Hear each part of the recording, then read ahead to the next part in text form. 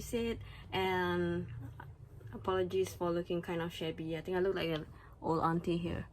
But I just got back from a class, and today is the 24th of November, 10 p.m. and yeah, like I said, because I'm old, Singapore government has decided to give all of us some monies for like mid-career switch, or to help us like gain new skills to be more productive during COVID. So whatever, I'm gonna use it, and I used it, and I'm currently going for this like course. It is conversational Mandarin course, or you know, speak the Chinese. Yes, yeah, I really don't like my hair. Oh my gosh, bad hair day.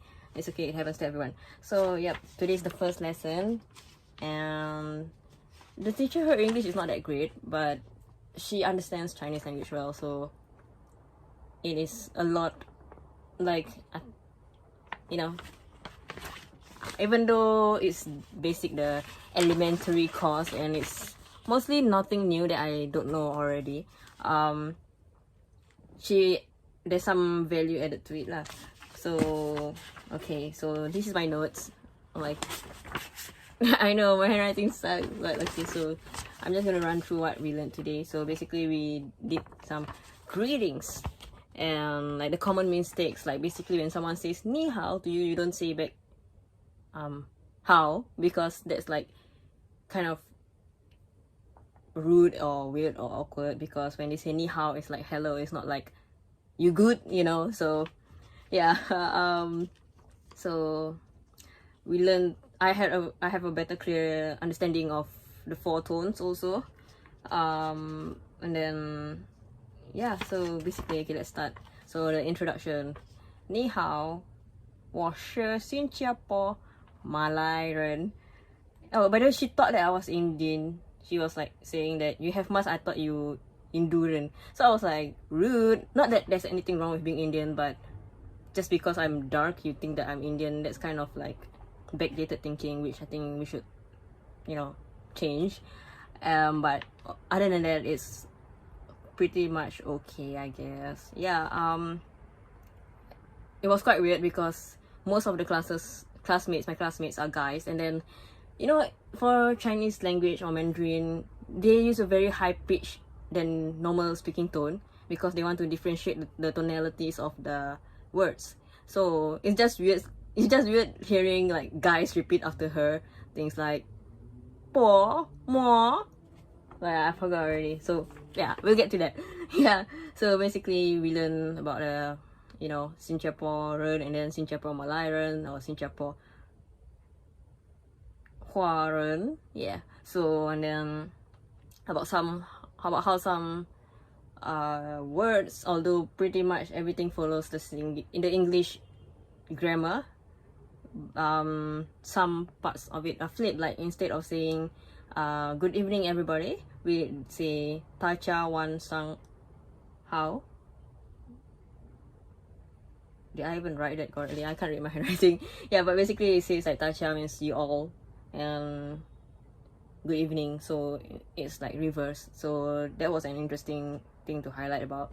And then we went through the vowels of Chinese language, which is the a, o, i, u, i. Yeah, and then I'm pretty sure I got the last one wrong.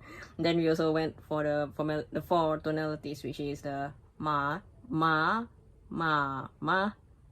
And then she made the horse joke again, which is, I don't know why I still find it funny, you know. It's like I heard it so many times, but basically, there's this child who go up to the mom and called her mama, and then after that, then the mom is angry. The mom was like, "Don't call me mama, because don't call me mama, call me mama."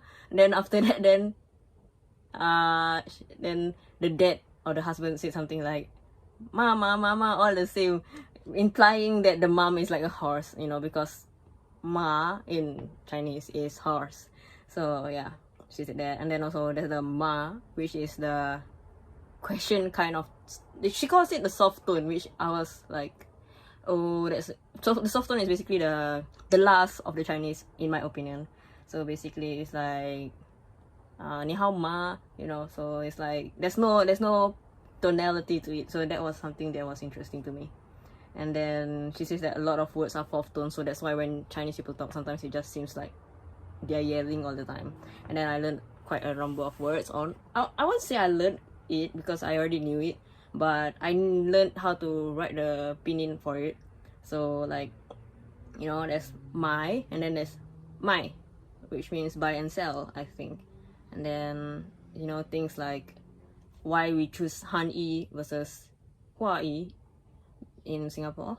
And then basically things like Pang means very good, I think, or and then but then Pang means fat. So that was quite funny also, because she was like saying like, you know, don't go up to a girl and say like Ni Han Pang and then say it wrongly and you accidentally call her you're very fat instead of you're very good.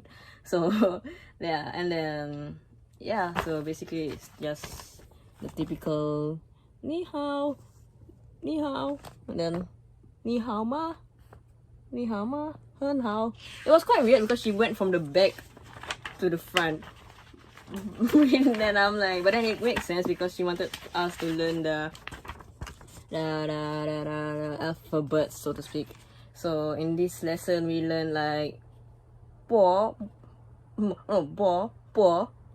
for, te, ne, le, ke, he. Yeah, and then we learn the, like I said, the AEIOUs of it, which is the A, O, E, U, E, yeah. And then the I, A, O, N, E, yeah. So yeah, and then we just went horror. And this one was quite interesting because she made us say everything, and like she would just say like, okay, say this column in like the third tone, and then, you know, I think by the time we reached like half of it, our tones are all over the place. But it was interesting to just like get a familiarized saying the same tone over and over again. So now that I know that the first one, I finally remember the tones. I know that there's 4, but I always forget which one comes first and second and third and fourth. So now I know that the first one is the straight one, the second one is the go up one, the third one is this one, and the last one is the go down one. So yeah, now we know, okay, because I repeated so many times and it was quite tiring after a while. So, and then we move on to the third page, which is, I'm not sure if I'm actually allowed to like reveal her like learning materials, but whatever, man. Yeah, so after we learned the greetings part, well, she made us guess the Hanyu Pinyin for this, but I got it wrong.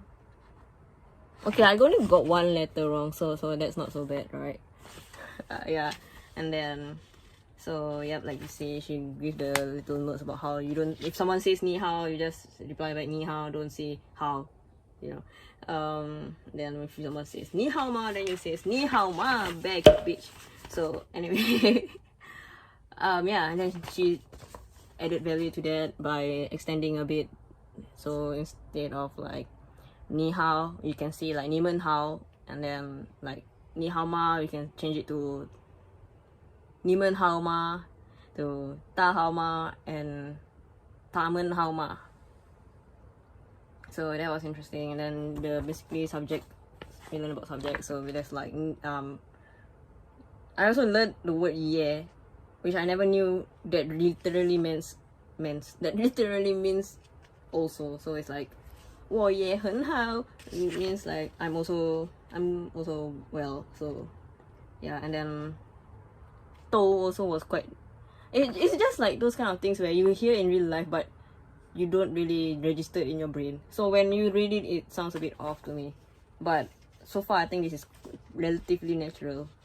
So, you know, like, na ni lai ma, wo lai, papa, mama lai ma, ta men to lai. Okay, that was kind of bad, but, you know. So basically, you ask if your mother coming, your mother, father coming. And yeah. So that's my first lesson. I hope that we get new notes and we just don't go over this in the next lesson. Because I understand that it's beginner, but I'm hoping for more because this course is actually quite expensive, and I'm so glad that the government gave me free money to just do these things because I just want to collect as many certificates as I can. I hope this course has a certificate also because I want to flex it. And you know, it's like I'm not keen on like studying it for real. Like, you know, people say like, why don't you take IELTS? Because I don't really, they don't call it IELTS. I think I forgot, but you know, like TOEIC or something like that.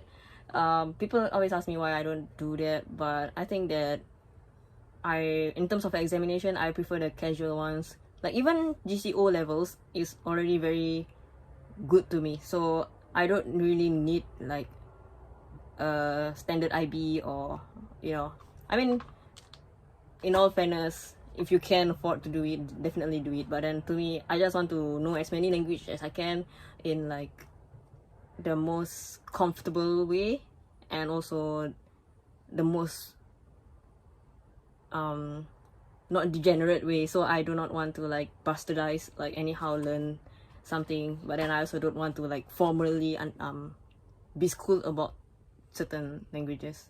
So this is my journey to learning Chinese, and I hope that next week will be more interesting. So see ya. Salut.